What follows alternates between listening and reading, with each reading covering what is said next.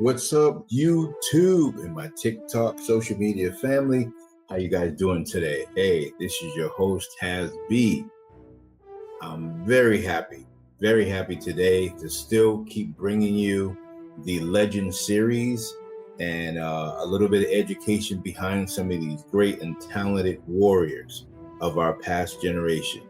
All right, so this gentleman right here, we're talking about someone who was 6'3", sometimes coming in weigh between the 190s to 230 pounds. Someone who has 56 wins, 37 knockouts, and only 5 losses. We're talking about no other than Muhammad Ali, all right, aka the Cassius Clay, which was his original name. Muhammad Ali is one of my legends, a man who just introduced great ecstatic footwork, head game, strategist, and just knew how to outbox you and outshine you. This man right here has changed boxing, has changed the way of thinking about boxing. Muhammad Ali is one of those pioneers that has carried it as a trailblazer all the way up into the present day, where people still echo his name from wall to wall. All right, so we're going to take a look at one of my top GOATs, Muhammad Ali. All right, let's take a look. What should people tell their kids who Muhammad Ali was? Lightning fast. He was a tremendous bolt of lightning.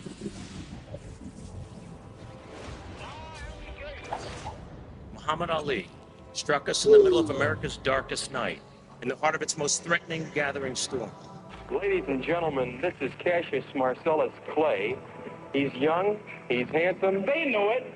He's a poet, and many people believe he'll be the next heavyweight champion of the world. He was leaning back and away from punches. Cassius Clay, you gotta remember, is the greatest fighter that ever lived, in and out of the ring.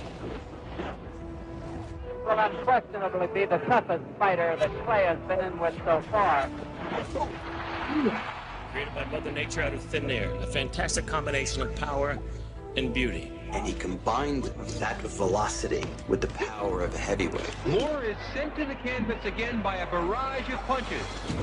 He did things nobody would do. He predicted the round that he would knock somebody out, and then he would do it. Clay wins by a 4th round knockout, as predicted. He was the first available superstar.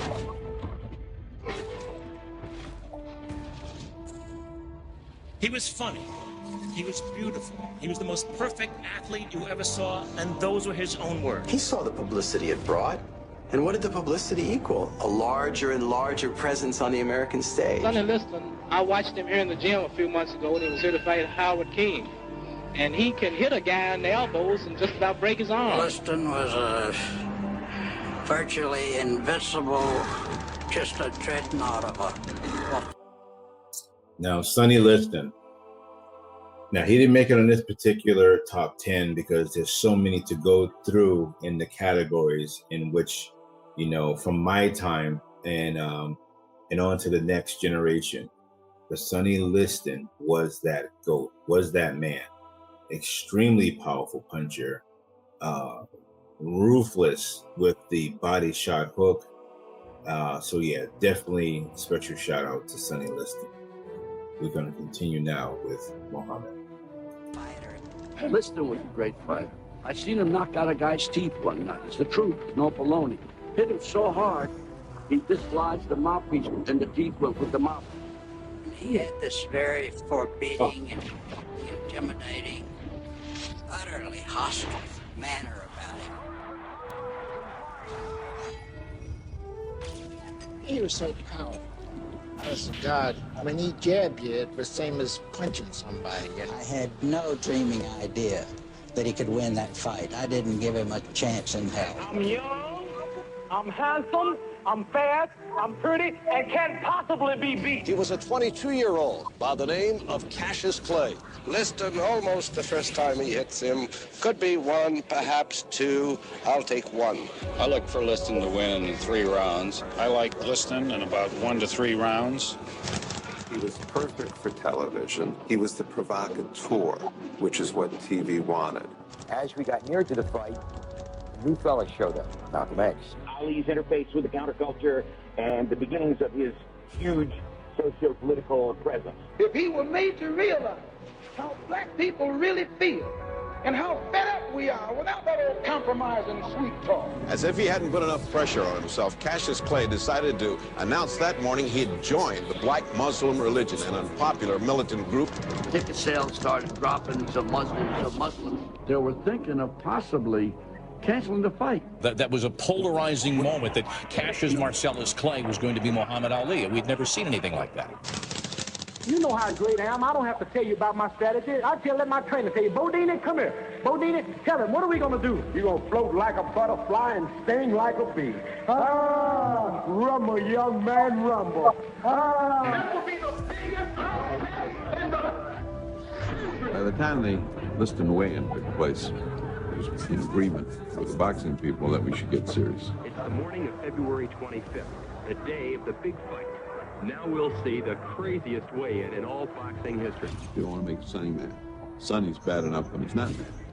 And I agreed to that all the way up, and then he hit the door. Clay said anybody would have to be afraid of a crazy man. It was all part of young Clay's master plan. Cassius was smart, and he was clever. And he could get under Liston's skin more so than anybody ever. I saw Sonny Liston a few days ago, Cash. Ain't he ugly? He's too ugly to be the world champ. The world champ should be pretty like me. Well, he told me to bet my life that you wouldn't go 3 rounds. Well, if you want to lose your money, then bet on Sonny. Had to be somebody who was... One thing I loved about Muhammad, he just had a natural gift for wordplay.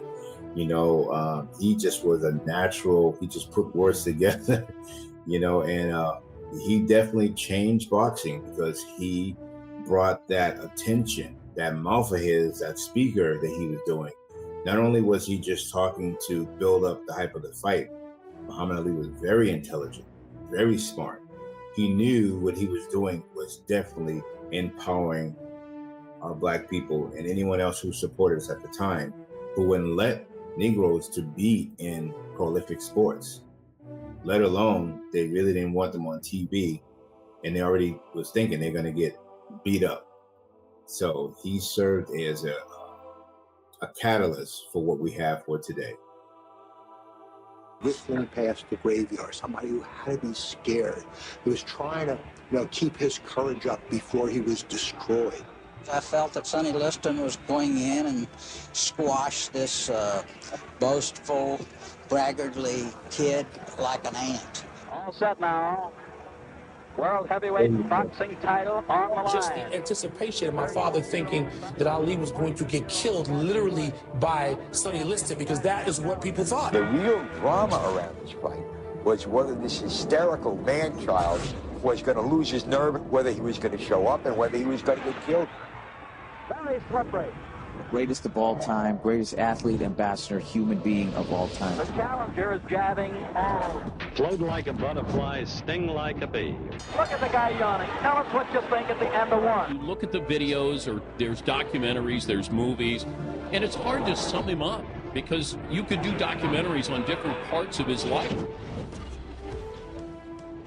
Sonny, bravo.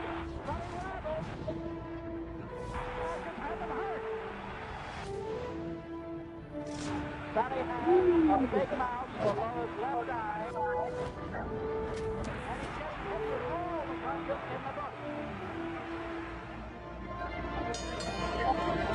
So I get him down, I get the sponge and I pour the water into his eyes, trying to cleanse whatever's there. Before I did that, put my pinky in his eye, and I put it into my eye. It burned like hell. There was something caustic in both eyes.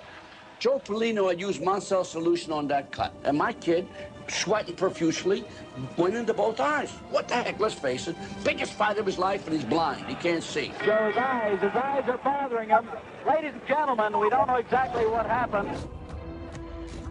They're yelling from Cassius Clay's corner. Something got in his right eye. Ali at 199 pounds was just not a full body heavyweight at that point. Well, Sonny Liston was probably 220. Hold the ball. Harrison. It's upset her. Sonny Liston put a horrible licking on him in that round. The lesser guy would have folded. But then his eyes started clear. He started doing a number on Liston again. Easy target. Just awkwardly fast. Good long left In leg. the sixth round, when Liston went back to his corner, Liston was a beaten man. What do you think is going on in Sonny's mind at this point? Well, I think that they feel now that Clay have all the confidence he needs and go on to defeat Sonny. Cassius Clay, he's got peripheral vision, sharp. He's looking over my shoulder. He's looking over my shoulder. He got up. We win.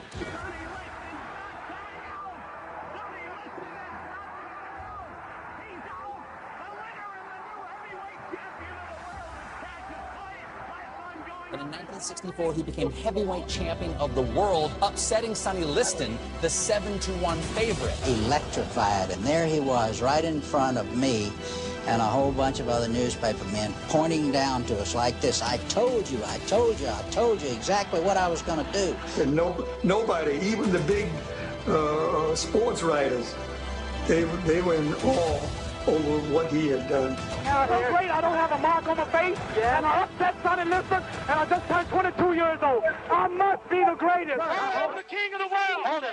I'm pretty. Hold it, you're not that pretty. I'm a bad man. Wait. I shook up the world. Had Liston gotten by, the powers that be never would have allowed Cassius Clay to fight again. Who's the greatest? Who's the greatest? You notice they don't say nothing.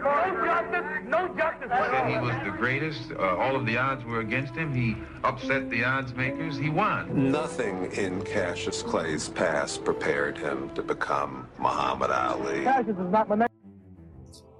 He had a lot going against him at that time, chat, for them not to still accept him being the champ. This is the same pattern they were trying to do to Joe Louis.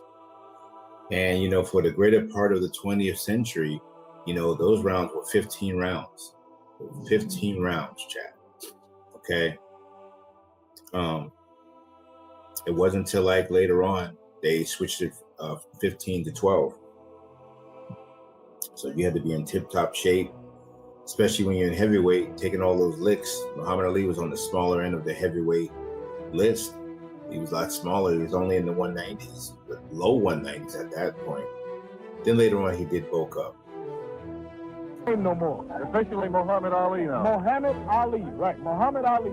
That's my name. White America won't stand for it, which they did. Black people in many parts of this country weren't allowed to drink from the same water fountains as white people, to eat in the same restaurants. Cassius is in a better position than anyone else to restore a sense of racial pride to not only our people in this country, but all over the world. How do you feel about Malcolm's killing?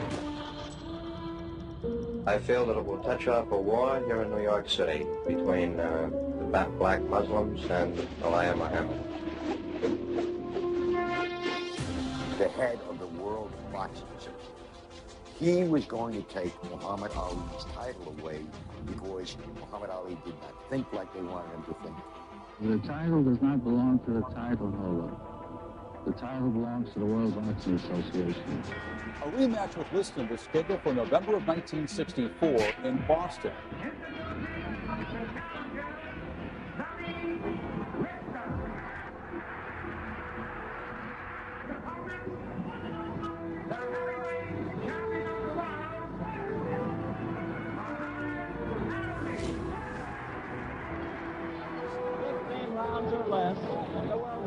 Title, the big fight, the big night, round number 1. Here we go.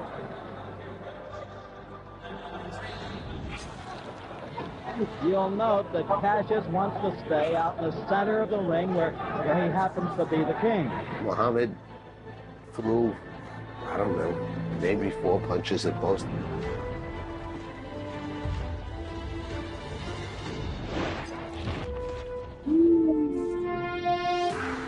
He had gotten knocked out by a punch he didn't see. Muhammad was floating around, and what happened, he made an angle on the guy. Liston had thrown a jab, his head went down. He didn't see the punch. He got hit right on the temple.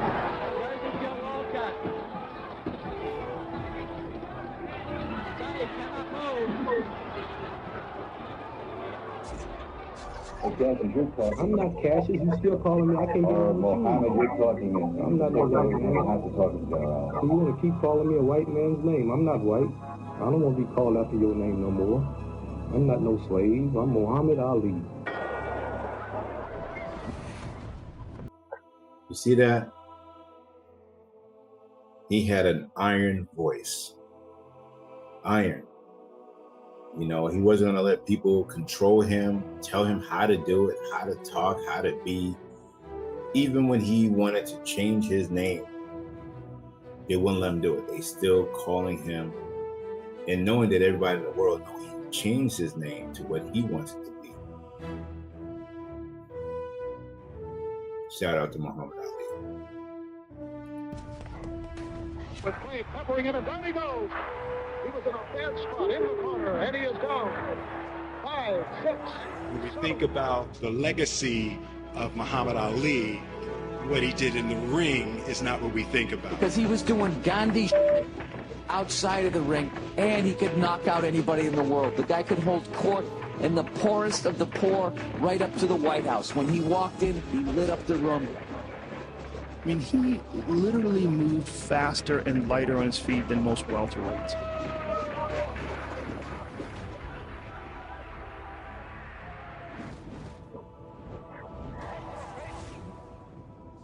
Damn, he was fast. Yeah. Look at this.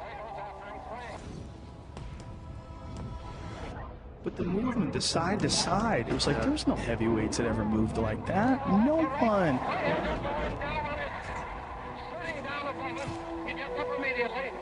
This is Ali, like in '67. He was sleek. He is. He goes. Oh.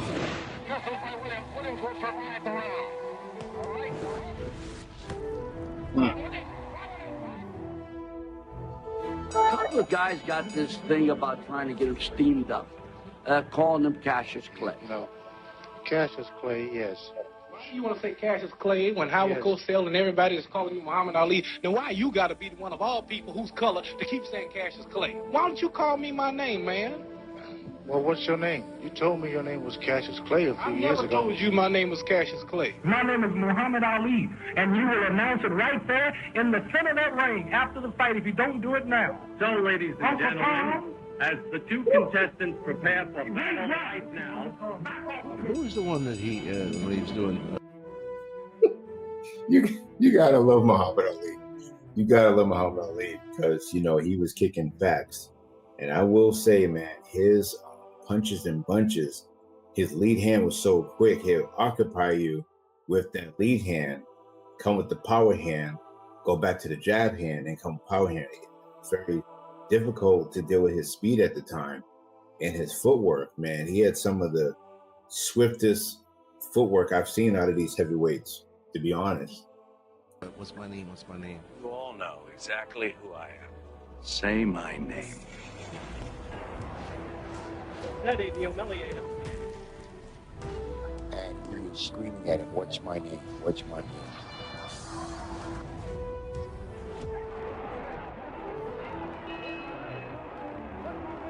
Say my name. The Director Selective Service is going to establish tonight a random selection sequence, The Draft Lottery, a live report on tonight's picking of the birth dates for the draft. It was the first lottery used to order men into military service since 1942. As you have just seen, the heavyweight champion of the world has rejected induction into the military service. People say, well, the Vietnam War, everybody was against it. Wrong. Wrong. 1965, 1966, 95% were in favor of that war. Nobody criticized the U.S. If you were opposed to the war in Vietnam, they thought you were patriotic and cowardly draft dodgers. More than half of all African Americans opposed the war in Vietnam. Blacks were disproportionately dying in Vietnam. What about your unpatriotic remarks that you made? You said you were the people's champion? Yes, sir. Do you think that you're acting like a people's champion? Yes, sir. So you only have two kind of men, those who compromise and those who take a stand, see? And when you take a stand, you have to be ready to pay for it. No matter what you think of Mr. Muhammad Ali's religion, you certainly have to admire his courage. Ali had the strength to speak in a time you could be silenced. Dr. Martin Luther King has been shot to death in Memphis, Tennessee. I still have a dream. With Bobby Kennedy gone, Martin Luther King gone, Malcolm X gone, who was there to relate to when Vietnam exploded in our face? That was a flashpoint, really. I mean, everything that Ali had done before was as nothing compared with his refusal to be inducted. Suddenly, it didn't seem so craven to be afraid to go into the army and fight this war. There were millions of young men my age eligible for the draft for a war that we didn't believe in, all of us huddled on the conveyor belts feeding the war machine.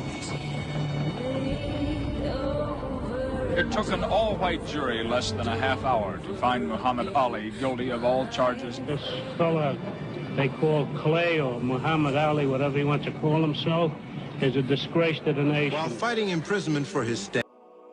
He didn't even know his name. Now, this is a very different story from Sonny Liston. Well, Sonny Liston felt like he wanted to fight for the country and help because that would bring, you know, more equality to blacks and whites. Well, Muhammad Ali seen how they treated him. Sonny Liston paid for funerals, gave the military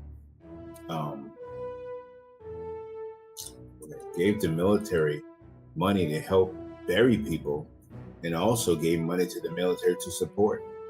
Sonny Liston went into some IRS depression. They wanted taxes from the money he gave the military. So Ali seen all this stuff. He was like, "You're not even appreciating who we are. You keep saying you don't want us in your country, but now you want us to go fight in the war." I'm just speaking from his point of view, what he's seeing real time. Would you want to fight for a country that don't accept you? Just food for thought. And Ali was also stripped of his title. When the mightiest government in the world come down on you, and yet you didn't compromise. You my enemy. My enemies are white people, not Vietnams or Chinese or Japanese. Cassius had receded, and the man who became Muhammad Ali had transcended sport.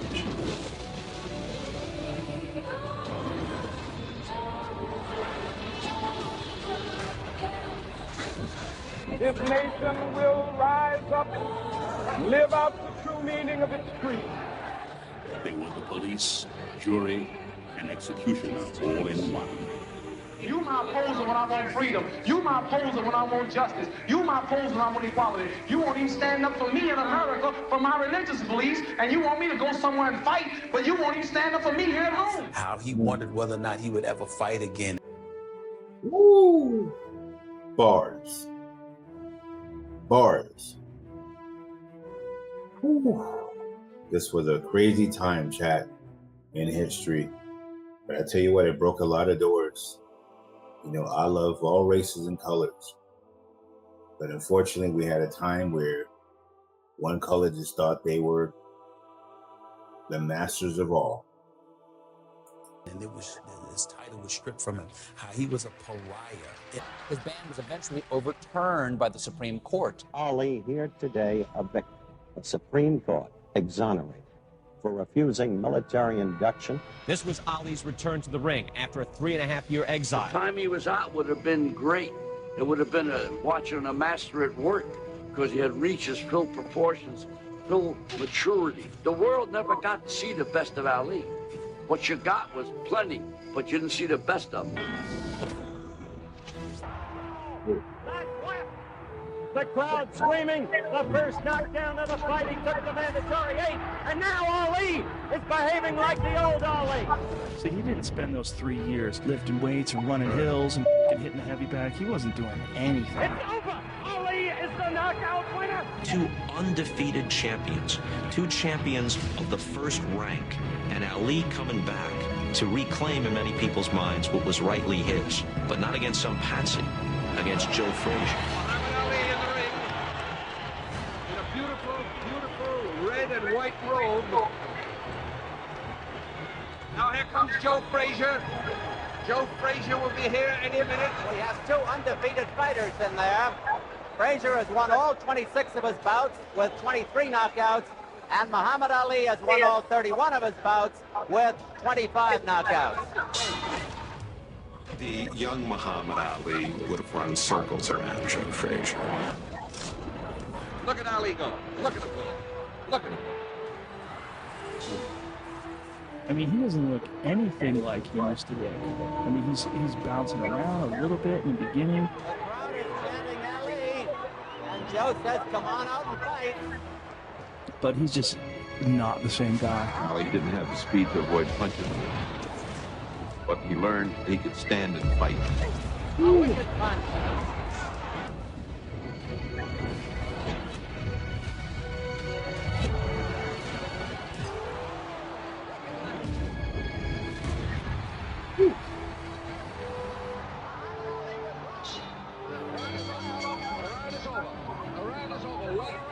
I don't know how he survived that round. Joe just relentlessly keeps going. He has more stamina and power than anybody I think I've ever seen. Don't you, Archie? 15 and final round. Time is important here.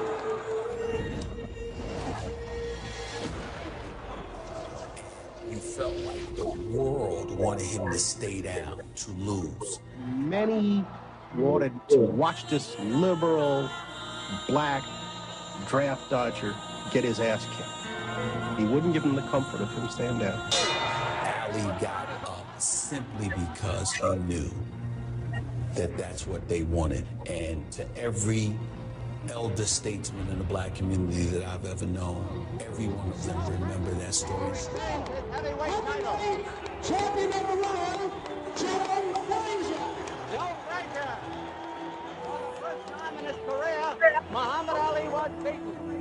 The question on everyone's mind was whether Ali could ever be the fighter he once was.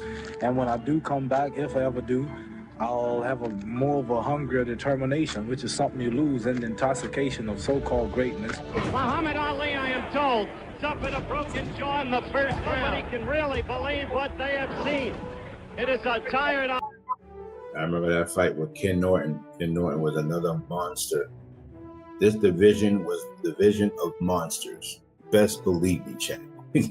Ali and a hurt Ali. Frank Rustich. 7 points, Norton. 5 points, Ali.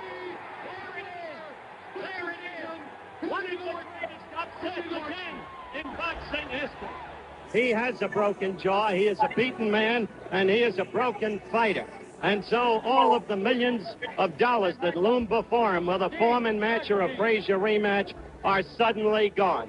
What was once a very great fighter becomes now part of fistic history in all probability.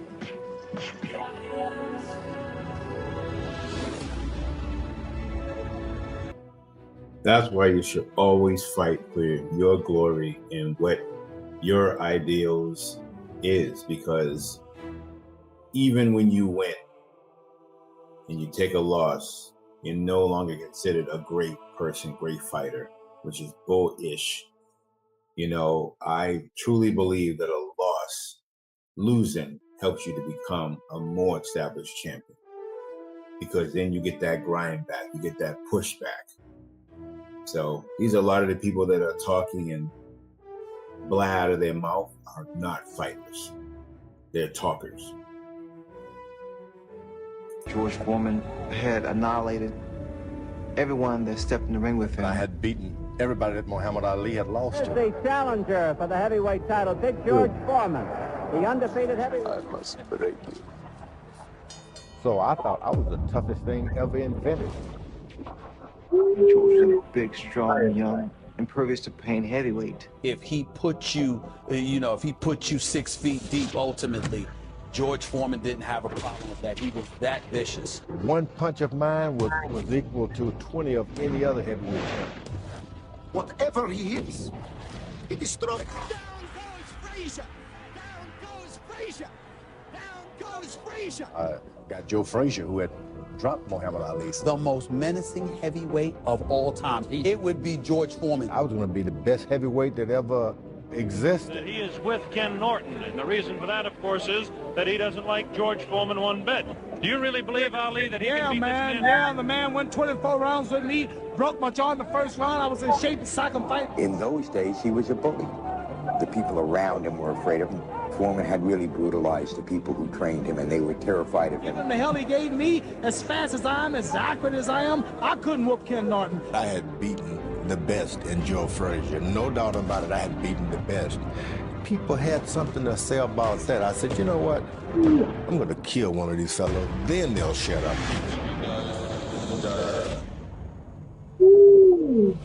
And it looks like Norton has really been staggered. Foreman was a guy who destroyed Frazier, destroyed Kenny Norton.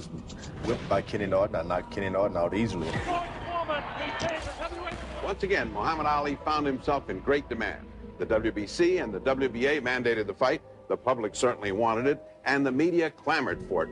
I think George Foreman will knock Muhammad Ali out, and it'll end Muhammad Ali's career. Other boxers were scared, handlers were scared. The only person that didn't appear scared of Foreman was Ali. I'll prove to the world that I'm still the fastest, the prettiest, the most classist, the most scientific, the greatest fighter of all time. Everybody was scared, but Muhammad Ali himself. And Ali is getting the people to admit Ali Boumaier. That means Ali Gillen.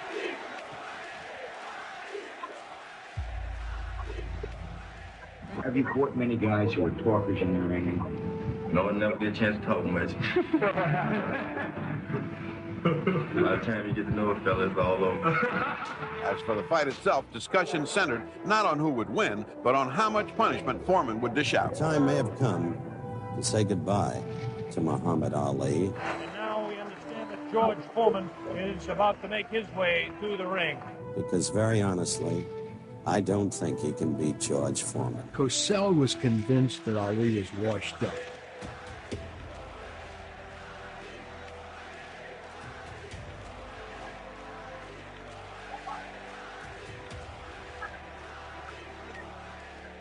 This guy was the closest thing to a human monster I'd ever seen before. He was certainly the scariest boxer. Look at this now as they stare. Muhammad Ali beginning to talk to George Foreman. They're really putting the stare on each other. I looked him in the eye to stare him down and said, "Oh, George, you were in school when I was beating Sonny Liston." Gone in the past 4 years beyond 2 rounds in any fight.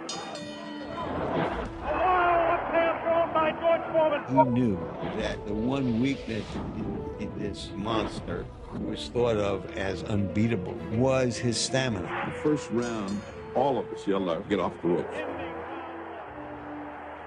And he would just say, "Shut up, I don't want to know." Well, I would say that the round was very even for that side. And Ali totally got into the guy's head, and he didn't even realize it. It was Muhammad Ali's fertile mind that created the rope with those. Here we go, round number 2. The determined Ali got off his stool in between rounds. George Foreman sat down all the way. Ali leaned on the rope. Starting second or third round, when he went to the ropes, he was calling Foreman all kinds of names. Anything of ugliness you can think of. He fought just like your initial bumps, just lay on the rope and take a whipping. This time he did it with character. He said, "Hey, I'm going to weather this storm." The rope-a-dope was something that was invented by Muhammad Ali that night. I must say, I don't understand those tactics, Joe, staying on the ropes and letting him hit. It just shows you the power of intellect and intelligence and how that can compete against anything. And believe me, I was a big, powerful giant in the ring with Muhammad. I mean, a knockout artist. He stood up to me. Foreman setting him up against the ring. George Foreman, so young, so strong. Not supposed to do, leaning up against the ropes. 4 punches downstairs on Ali. So fearless. I had him beat. I really did. And really thought I had him beat up in the body, had him tired. continues to talk, Against George Foreman, he does away with his opponents, one after another, in less than 3 rounds. George not going that type of distance a long time. He was treading in water, you know, never been in before. This is the furthest that George Foreman has gone in a fight since 1972. Misses the right hand. Ali is definitely confusing him. Missing the shots that he missed, it drained him. Look at Foreman's face. He does look tired. Nobody knew the strength of Muhammad Ali. He was manhandling him, just like Archie said, grabbing him, and he emptied the guy's tank. I was afraid he was going to get killed by a George Foreman that many of our young viewers don't know.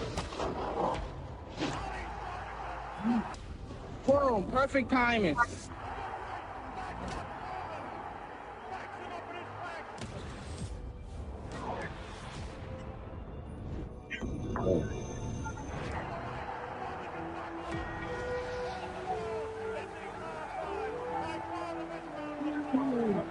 I thought he was hurt. I thought his body was hurt. He came back. He hit Foreman with everything, and he winked at me. Yes, there's no doubt about it. He went right over here to this corner. You know, the guy really was the people's choice, and he was the people's choice because he loved them.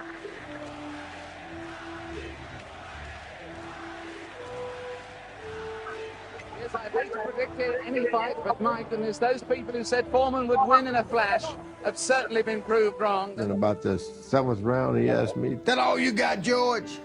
That was like a nightmare. After a while, even the dumbest of us looked up there and said, you know what? He's winning.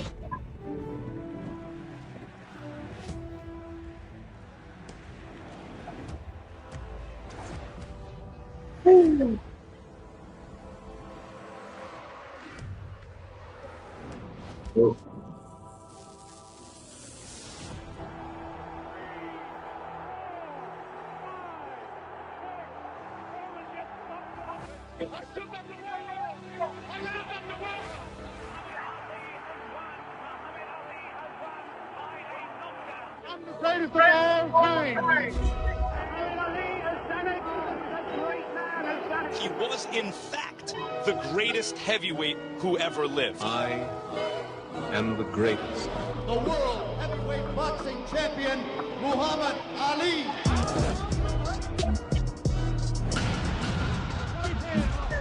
I am the greatest. Hey, the referee stops the fight. It'll be He loved people, and he loved the adulation of the crowd. Joe Frazier will follow. All of us thought it was going to be a nice, easy fight. Where Ali comes out, dances around, the heat, the thump, and knocks him out 7-8. A lot of people thought Joe Frazier was one We got something for you. You have. You better believe it.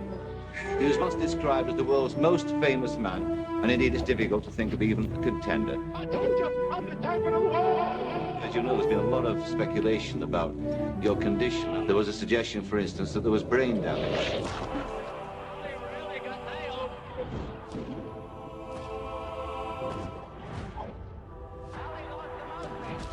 I mean, you know yourself. I've been hit a couple times, but I've never been knocked out. I've been stopped. Never got hurt. Strange. Well, you must have got hurt in the ring. Yeah. Well, I mean, I saw you fight Joe Frazier. He was the greatest because he was a fighter in every season of the world. Muhammad Ali was not worshipped. He was actually vilified. He was a rebel with a total coat. His Parkinsonism was due to repeated balls in his head. Repeated balls in his head.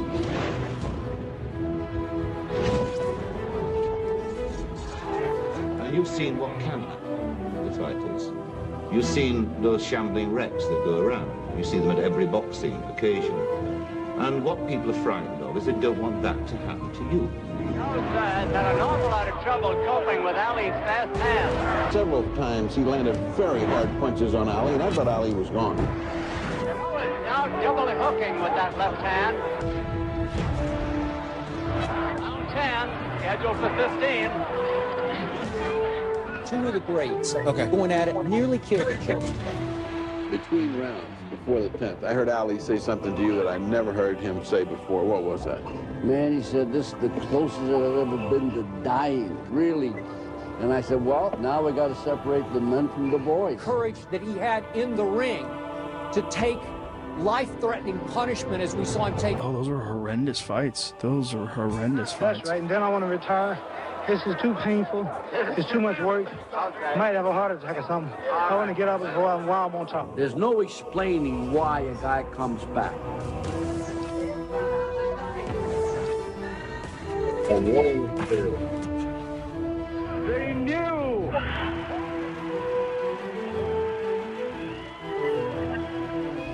It's tough to take away the glamour, the allure, the lights. I would think that Muhammad Ali will have won back the heavyweight championship for the third time. 11 years older than Spinks. With Muhammad Ali, retirement was a dirty word. Muhammad Ali, now in the ring, awaiting the arrival of Larry Holmes. And he was really suffering from Parkinson's already. Was he really? Yeah, it was already kicked in. Evidence of some speech problems. It was a fight Ali never should have taken. Larry Holmes is teeing off on Ali gets to his feet ever so slowly for the 10th round. He was a shell of himself as a boxer at that particular moment in time, and it actually broke Larry Holmes' heart. Yeah, it was like hitting a slow-moving heavy bag.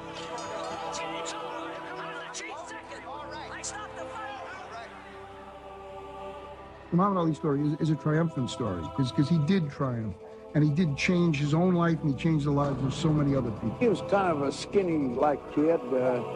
The first fight I put him in, he weighed 89 pounds. Heavyweights Jimmy Jones and Cassius Clay square. Impossible is just a big word thrown around by small men. Who find it easier to live in the world they've been given than to explore the world they have to change. He was somebody that had principles. He stood for something. The world lost a true icon. You're being extremely truculent. Whatever truculent mean, if that's good, I'm there. Ali forced us to take a look at ourselves.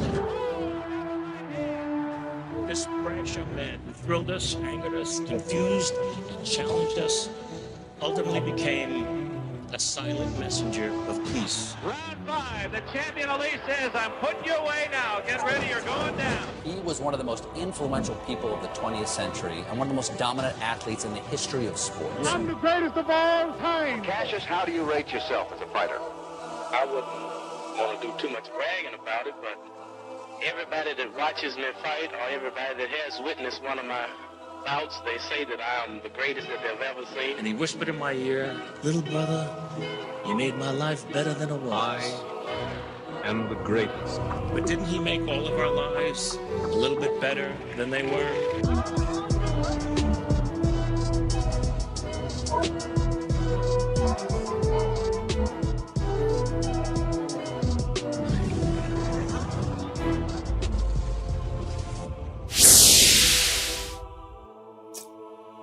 Wow, chat, that was just amazing to watch. I hope you enjoyed it as much as I have. You know, looking at, the foundation of boxing is very important. Very important for you to know history. It's very important to see the trailblazers and the pioneers of this deadly but beautiful art of boxing. All right. So I hope you guys enjoyed it. Be looking out for the next legend that will be on the list. And I'm excited to bring it to you. So once again, chat, I appreciate you guys. Thank you. Please like and subscribe. Help your boy out. I appreciate all the support. Please like, share, tell someone else about this platform. Let's keep going.